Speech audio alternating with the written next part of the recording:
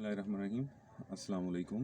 उम्मीद है आप सब लोग खैरियत से होंगे और हम लोग फिर हाज़िर हो गए हैं आपकी खिदमत में। इस दफ़ा हम लोग कुछ मुख्तलिफ़ टॉपिक को डिस्कस करेंगे। तालीम के ऊपर हम बात कर चुके हैं काफ़ी और हम लोगों ने बैठ के कुछ सोचा था कि हमारे टॉपिक्स किस तरह से हम लोग शेप अप करेंगे या किस तरह से हम टॉपिक्स अपने सेलेक्ट करेंगे। तो हमें ये महसूस हुआ है कि सबसे अच्छी स्ट्रेटजी यही है कि हम लोग सोसाइटी में जी रहे हैं और सोसाइटी में ऑब्ज़र्व करें चीज़ें कुछ मुख्तलिफ देखें। अगर कोई हमें प्रॉब्लम्स नज़र आ रहे हैं तो उनके बारे में हम लोग हमारा काम ये होगा कि बेसिकली हम उन प्रॉब्लम्स को आइडेंटिफाई करें, उनके बारे में कुछ हमारी कुछ थिंकिंग है या हमारे कुछ थॉट्स हैं उनको आपके साथ शेयर करें। एक अच्छे बुज़ुर्ग जो हैं वो ये कह के गुज़रे हैं अंग्रेज़ी में कि the first step in solving a problem is to identify it. पहले किसी भी प्रॉब्लम को आइडेंटिफाई करना बहुत ज़रूरी होता है और उसको आइडेंटिफाई करने का जो प्रोसेस है उसमें बहुत ईमानदारी से और जितनी डेप्थ में हम लोग जा सकते हैं हम उसको एक्सप्लोर करेंगे, उसको आइडेंटिफाई करेंगे और उसके बाद हम लोग जो है आपको कोशिश करेंगे कि पॉइंट कर सकें कि कुछ राइट डायरेक्शन क्या है इसको सॉल्व करने की। बाकी the ball is in your court. आखिर में आप लोग उस प्रॉब्लम को सॉल्व करने के बारे में अपने सॉल्यूशंस पेश करेंगे और हमारा जो पूरे चैनल का थीम भी है वो यही है कि आप लोगों के अंदर कोई जो आपका शऊर है ना उसको जगाया जाए आहिस्ता आहिस्ता। हम ये नहीं कहते कि हम खुद बहुत एनलाइटेंड हैं लेकिन हम कोशिश कर रहे हैं और हम चाहते हैं कि हमारी कोई इस कोशिश में आप सब लोग साथ दें। तो आज का टॉपिक जो है वो कुछ इसी तरह से रेजोनेट करेगा इसी इन्हीं आइडियाज़ के ऊपर। हम लोग कुछ बात करने वाले हैं कि जो हमारी सोसाइटी है आजकल वो with the passage of time तकरीबन पिछले 2-3 डेकेड्स में हमारी सोसाइटी जो है वो बहुत ज़्यादा मटेरियलिस्टिक होती जा रही है। ये चीज़ बहुत ज़्यादा ऑब्जर्वेशन में आ रही है और इसकी मैनिफेस्टेशन बहुत मुख्तलिफ फॉर्म्स में होती है। ठीक है, हम इसको भी क्लासीफाई करेंगे। मैं इसको थोड़ा सा एक्सप्लेन इसलिए कर दूं पहले कि ताकि एक बैकग्राउंड डेवलप हो जाए। मटेरियलिज्म से मेरी मुराद ये है कि हम लोग बजाय इसके कि लोगों की कंटेंट ऑफ करेक्टर की तरफ जाएंगे, उसका करेक्टर कितना अच्छा है या वो शख्स जो है उसके अखलाक व किरदार कितने अच्छे हैं या वो मजहबी तौर पे कितना अच्छा है। हम इन चीज़ों को बहुत बाद में देखते हैं, पहले हम लोग उसकी वज़ह को देखेंगे, उसकी आउटलुक को देखेंगे, हम उसकी जो है उसकी वेल्थ को देखेंगे, हम लोग उसके घर को देखेंगे, गाड़ी को देखेंगे, उसकी एसेट्स को देखेंगे। अगर वो चीज़ें अच्छी हैं तो इसका मतलब है कि वो बंदा भी ठीक ही होगा। ये बहुत गलत किस्म का एक फ़ॉल्स पॉजिटिव किस्म की अप्रोच है जो बहुत ही गलत है। बिल्कुल इसी तरीके से कि जैसे हम लोगों ने एक और कॉम्प्लेक्स अपनी लाइफ में ऐड किया हुआ है कि इंग्लिश बोलने वाला शख्स बहुत इंटेलिजेंट है। ठीक है, ये बिल्कुल उसी के पैरेलल में है कि एक दौलतमंद शख्स जो है ना वो बहुत अच्छा इंसान है। सो मैं ये नहीं चाहता कि कहना चाह रहा कि जो सारे दौलतमंद लोग हैं वो बुरे लोग हैं, ऐसी बात नहीं है। लेकिन सोसाइटी के जो स्टैंडर्ड्स हैं ना किसी को मेजर करने के, वो बहुत डिफरेंट हो चुके हैं। हम बहुत ज़्यादा मटेरियलिस्टिक अप्रोच के ऊपर जा चुके हैं। तो बिल्कुल। ये इसकी वजह से हमारी सोसाइटी में काफ़ी प्रॉब्लम्स मैनिफेस्ट हो रहे हैं। ठीक है, तो इनके ऊपर हम डाइव करेंगे और इसके बारे में जो है महत साहब से भी हम शुरू करते हैं। महत साहब इसके बारे में क्या बोलना चाह रहे हैं? जी बिल्कुल, ये तो जिस तरह कि आपने बताया ये प्रॉब्लम्स तो वाक़ई हमारी सोसाइटी में बहुत ज़्यादा जो-सी हैं वो दीमक की तरह हमारी सोसाइटी को खा रही हैं।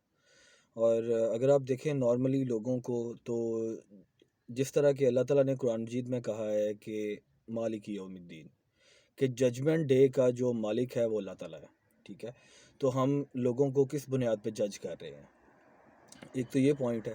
इसके अलावा आप अगर देखें कि हमारी सोसाइटी के अंदर जो ये कल्चर ये डेवलप हुआ है, ये फिर मैं रूट कॉज़ की तरफ जाऊंगा कि हमारे एजुकेशन सिस्टम के अंदर ये बहुत बड़ा ये प्रॉब्लम रहा है कि एजुकेशन सिस्टम के अंदर अगर आप क्लास के अंदर बच्चे हैं तो वहाँ से ये चीज़ स्टार्ट हो जाती है कि ये बच्चा फर्स्ट आया, ये सेकंड आया, ये थर्ड आया। और उसके बाद फिर जो वालदैन है, वालदैन भी अपने बच्चों को ये कह के कि कंपैरिजन कल्चर वालदैन ने भी बड़ा प्रमोट किया है। ये बिल्कुल इसमें मैं थोड़ा सा जो है ना हाईलाइट करना चाहूँगा कि ये बहुत अच्छी जो है ना रूट कॉज पे पहुँच चुके हैं। One of the reasons is comparison culture और हम इसके ऊपर मज़ीद गुफ्तगू करते हैं। लेकिन इस पॉइंट को अपने माइंड में रखिएगा, कंपैरिजन कल्चर को। जी जी, बिल्कुल। Continue please. तो कंपैरिजन कल्चर से जोन सी ये सारी चीज़ें शुरू हुई हैं। ये कंपैरिजन कल्चर की वजह से ही लोगों के अंदर जो नेगेटिव इमोशंस हैं, वो लोग उनकी प्रैक्टिस के अंदर ज़्यादा इन्वॉल्व हो चुके हैं। नेगेटिव इमोशंस में जिस तरह एक जेलसी है, हसद है, बुग़्ज़ है, और इसके अलावा फिर लोगों के अंदर ये तमीज़ है ये वो ख़त्म हो जाती है कि अगर हम लोगों ने किसी बंदे को जज करना है तो हम उसको इन चीज़ों के ऊपर जज करते हैं। ठीक है, बिल्कुल। आगे आप ज़रा पॉइंट आगे लेके चलो। बिल्कुल देखें कंपैरिजन कल्चर जो है ना बेसिकली वो इसके बारे में काफ़ी अच्छे स्कॉलर्स को मैं सुन चुका हूँ जिसमें से मैं आप सब लोगों को रेफ़र भी करूँगा।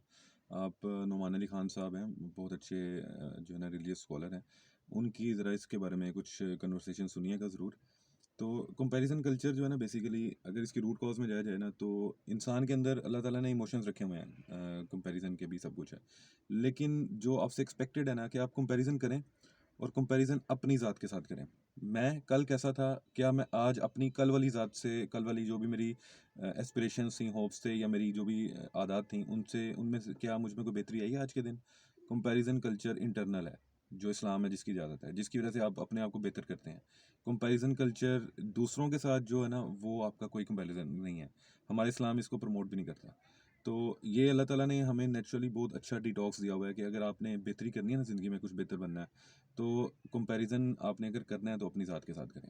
इसके अलावा कोई किसी चीज़ से कंपैरिजन करना आपका जो है ना आपको बुराई की तरफ लेके जाएगा और आपको वो शैतानी रास्ते पे चलाएगा। बेसिकली शैतान का जो सबसे जो हमारे लिए एक ट्रैप है ना, सबसे बड़ा ट्रैप वो यही है कि वो कंपैरिजन कल्चर में इंसान को उलझा देता है और उसके बाद वो आहिस्ता आहिस्ता आहिस्ता आहिस्ता करके उससे सारी चीज़ें जो छीनना शुरू कर देता है।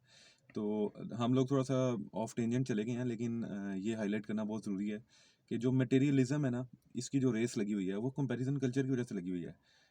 एक्स वाई जी मेरा कोई नेबर है या मेरी गली में कोई शख्स रहता है, उसके पास बहुत बड़ी गाड़ी है, मैंने उससे बड़ी गाड़ी लेनी है। क्यों? इसकी वजह क्या है कि आपने उस शख्स के साथ ही क्यों अपना कंपैरिजन करना है? आप अपने बेटरमेंट के लिए देखो यार, मुझे मुझे ज़रूरत है या मेरी फैमिली को ज़रूरत है, तो हमें हमारे लिए क्या फ़ीज़िबल चीज़ है? आप अपने लिए करें, अपनी कन्वीनियंस के लिए कोई काम करें। आप किसी को क्यों प्रूव कर रहे हैं कुछ? और कोई कौन हुँ, बैठा हुआ है जो आपका देख रहा है कि हाँ, तुम ये करो, मैं तुम्हें ऑब्ज़र्व कर रहा हूँ और मैं तुम्हें शाबाश दूँगा, तुमने वाह! बहुत अच्छा काम किया।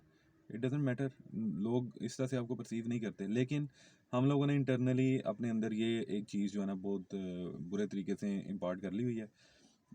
इसके अलावा जो है हमारी सोसाइटी में इसका जो एक दूसरा जो कॉन्सिक्वेंस नज़र आता है, जो मैनिफेस्ट होता है, हम लोग जो हैं हमारे अंदर से जो एक ह्यूमैनिटी है ना, या हमारे अंदर जो काइंडनेस है, जो हमारे अंदर एम्पैथी होनी चाहिए, दूसरों के लिए हमदर्दी होनी चाहिए, या हमारे हमसायों के जो हकूक़ हैं, ये सब चीज़ें हमारे अंदर से ख़त्म होती जा रही हैं बिल्कुल, क्योंकि हम लोग कंपैरिजन में पड़े हुए हैं। सही बात है। अगर ये चीज़ आप थोड़ी देर के लिए इग्नोर कर दें कि कोई कंपैरिजन कल्चर है, तो हमें अपने आप से ये सवाल पूछना पड़ेगा कि क्या हम लोग अपनी सोसाइटीज़ में जिनमें हम रहते हैं, हम अपने हमसायों का ख्याल रख रहे हैं आजकल? हुँ, या हमारी जो हमसाए रिश्तेदार हैं, क़राबतदार हैं, जो कुछ मुश्किल में हैं, क्या हम लोग उनके साथ वो काम कर रहे हैं जो इस्लाम हमें कहता है कि अपने रिश्तेदारों की मदद करो, उनके काम आओ? क्या ऐसा हो रहा है? ठीक है, ये अगर नहीं हो रहा तो इसका मतलब है कि हमें ना अपने अपने तज़किये की ज़रूरत है। Self accountability. बिल्कुल।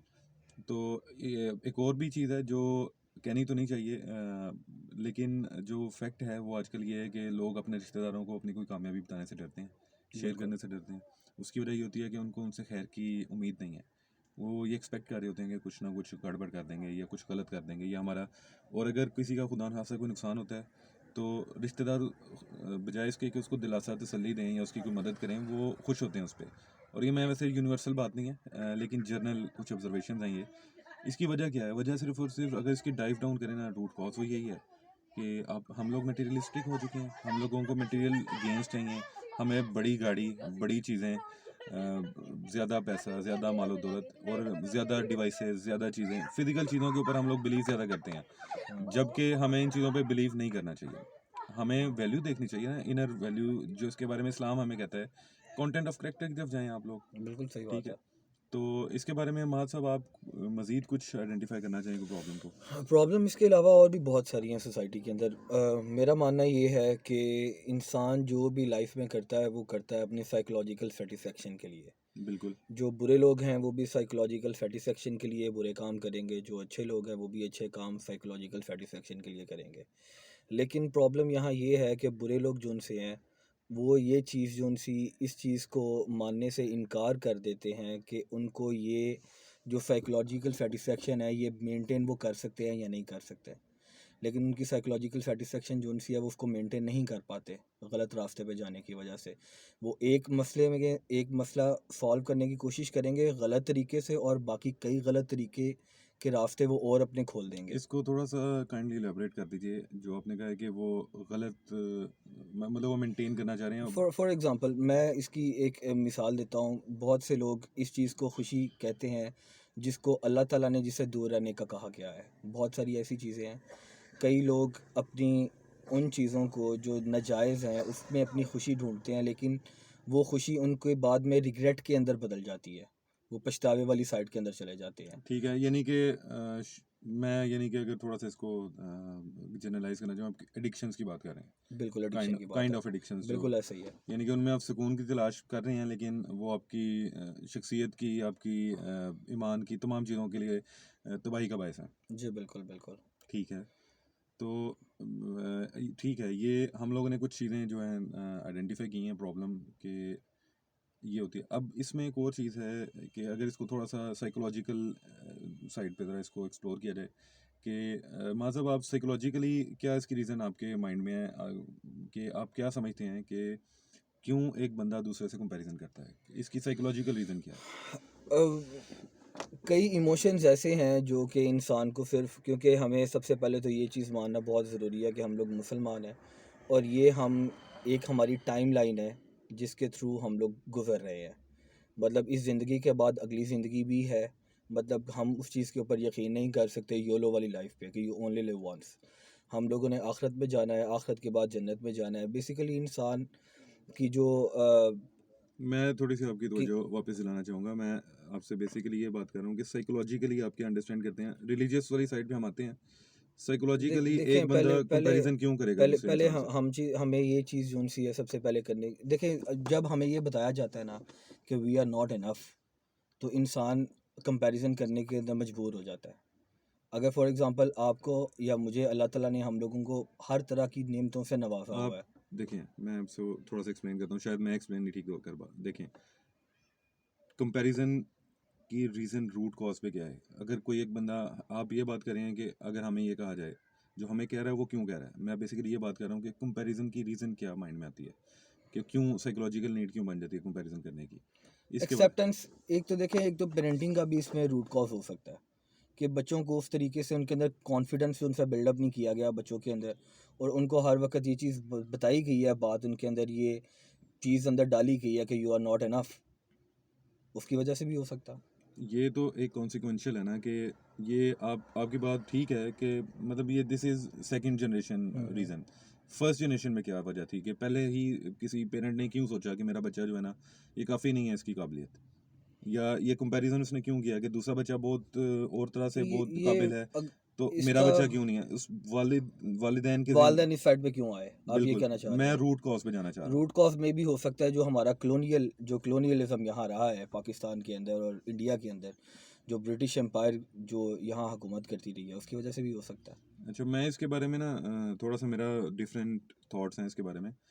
मैं समराइज़ करना चाहूँ ना, तो एक स्टडी है कि आपकी जो जनरेशंस होती हैं ना, आपकी 3 टू 4 जनरेशंस होती हैं, वो मेहनत करती हैं। हम्म, 5वीं से लेके छठी और 7वीं नस्ल तक जो है ना, वो अच्छा खाती हैं। हम्म, जैसे अभी अगर हम देखें, अगर ट्रेडिशनली पाकिस्तान में देखें तो 1947 में हमें आज़ादी मिल गई थी। उस टाइम पे जो मेजॉरिटी थी ना, कुछ एलिट्स भी हैं जो कि उसी वक्त से रूल कर रहे हैं हमारे ऊपर, उसके ऊपर हम बाद में किसी दिन बात करेंगे। लेकिन जनरली अगर देखें तो हमारी जो क्लासेस थी ना, उस टाइम पे बिल्कुल लोअर क्लास पे थे तकरीबन लोग, मेजॉरिटी। फिर उन्होंने मेहनत की, उसके बाद नेक्स्ट जो उनकी जनरेशन आई वो ज़रा बेहतर क्लास में आ गए, मतलब वो थोड़ा सा पढ़ने लिखने वाली साइड पे आए। फिर उससे बाद उसकी जो नेक्स्ट जनरेशन थी वो थोड़े से मज़ीद उनके हालात बेहतर हुए ज़िंदगी के।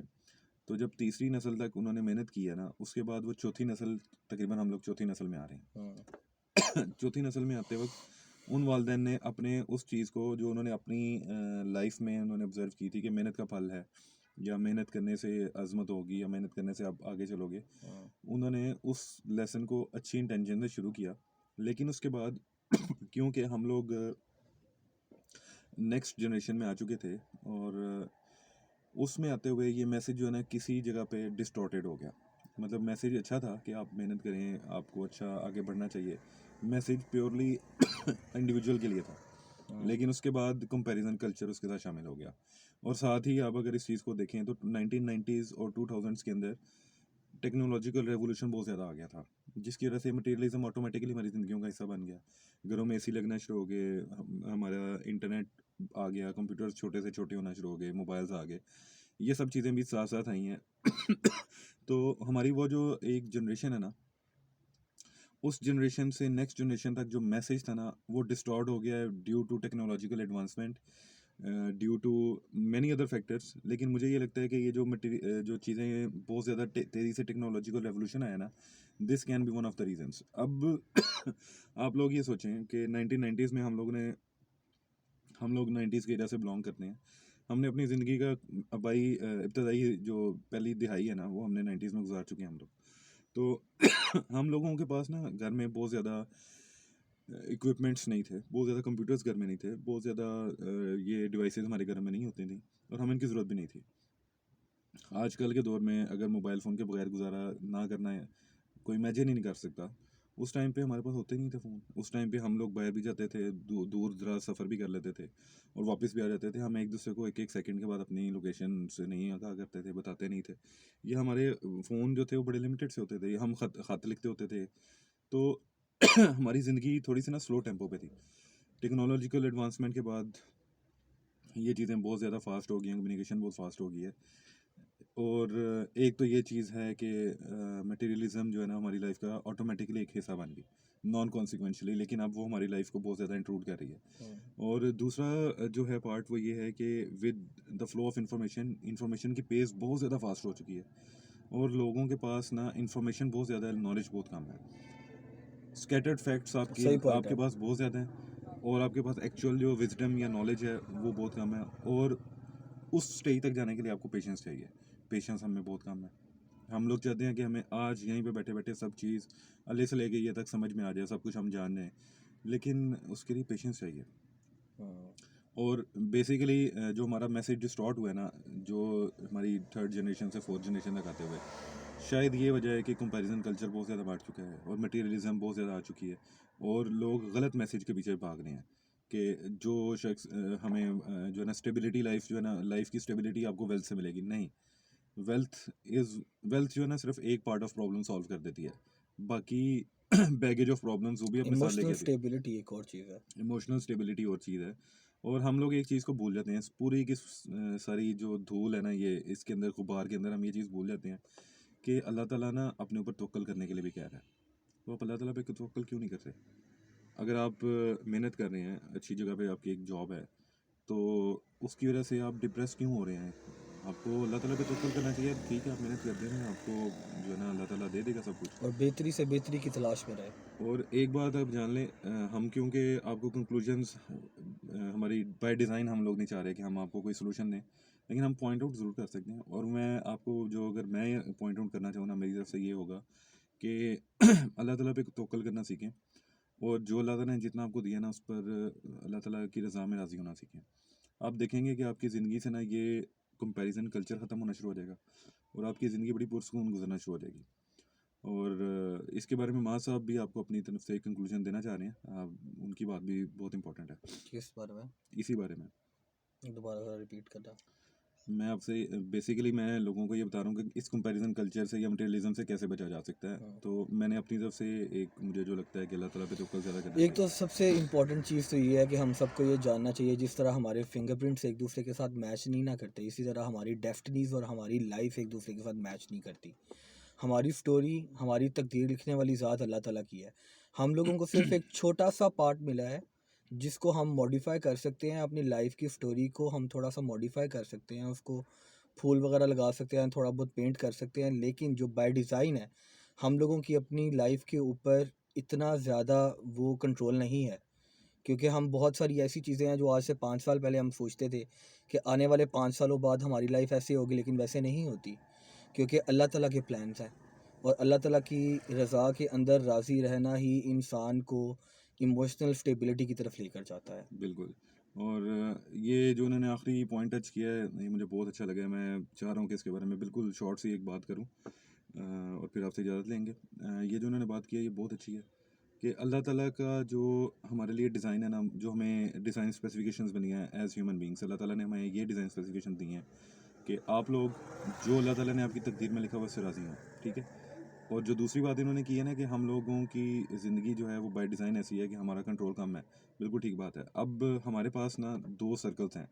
एक सर्कल ऑफ कंट्रोल वो है जो आप कुछ करेंगे, आपके एक्शंस, और आपके उन एक्शंस के रिजल्ट में कुछ चेंज आप कर सकते हैं, बिल्कुल। ठीक है। और एक वो सर्कल है जो बिल्कुल आपके कंट्रोल के बाहर है, जिधर आपके कुछ करने से कोई फ़र्क नहीं पड़ेगा। तो हम लोगों को उन चीज़ों की फ़िक्र करनी चाहिए जो हमारे सर्कल ऑफ इन्फ्लुएंस में हैं, हम उनके बारे में एक्शंस लें और जो है ना मामला अल्लाह पे छोड़ दें। उनके अंदर बेहतरी करेंगे ना, तो जो दूसरा जो हमारे डोमेन से बाहर है ना, अल्लाह ताला उनको भी हमारे लिए बेहतर कर देगा, ठीक है। लेकिन हमारी ज़िंदगी इस तरह से गुजरती है कि हम लोग जो चीज़ें हमारे इख्तियार के बाहर है ना, हम उनके बारे में सोच सोच के अपना वो वक्त भी ज़ाया कर देते हैं जो हम कुछ कर सकते थे, जो हमारे इख्तियार में चीज़ें थी उनको भी हम नहीं कर पाते। सही छोटी सी बात। एग्जांपल ये दूंगा कि अगर आप सारा दिन आपकी फ़िक्र और सोच यही है कि उस शख्स के ने कैसे पैसे कमा के इतनी बड़ी गाड़ी ले ली, मेरे पास क्यों नहीं है, या अपनी किस्मत पे ही रोते रहें कि मैं मेरे मेरे में क्या कमी है, मुझे क्यों नहीं इतना ज़्यादा दिया अल्लाह ताला ने, उसको क्यों इतना दे दिया। तो ये आप क्या कर रहे हैं, आप अपना वक्त बर्बाद कर रहे हैं। आपके पास इख्तियारात हैं, आपके पास अल्लाह ताला ने कुछ आपको इन्फ्लुएंस दिया है, आप वो एक्शंस करें और अल्लाह की रज़ा में राज़ी हो जाएं। बिल्कुल सही बाकी बात है। मामला अल्लाह ताला पे छोड़ दें। सही बात तो है। इसी नोट के ऊपर मैं इसको एंड करूँगा, और मैं बिल्कुल हम लोग ये चाहेंगे कि आप लोग अपना फीडबैक दें और आप अपनी कंक्लूजन्स बताएं कि हाँ, हम इस तरीके से मटेरियलिज्म को डिटॉक्स कर सकते हैं अपने आप को, या डिफीट कर सकते हैं। तो बहुत शुक्रिया आपका सुनने का, और हमारी तरफ से अल्लाह हाफिज़।